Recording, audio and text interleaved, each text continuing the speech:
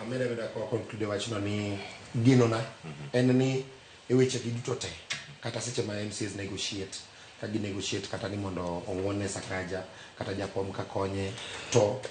negotiation maduong' onego bed ni odhi otine jopiny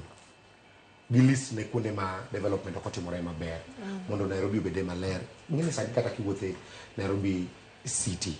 in the city okinyal neno miwach ni mae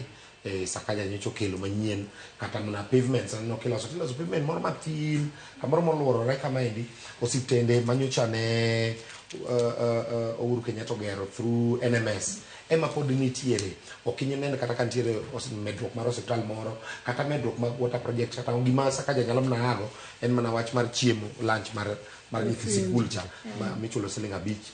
to gichamo lunch mane gima duong' minyalo neno ka owago kanyo lakini kwayona en ni at the end of the day ka wach ni orumo to giwuoge gi resolutions moko makonyo japiny giwuoge ni wawuok ni koro wadok timo development e ground odok kik gibeda gik ma personal mani kosemigi pesa kata kosewuok kodgi wach kamano ni ging'won ne Sakaja to koro gima duong' en mane ging'won to giweye kamano wang'i aneni to ere irreducible minimums in terms of development, in terms of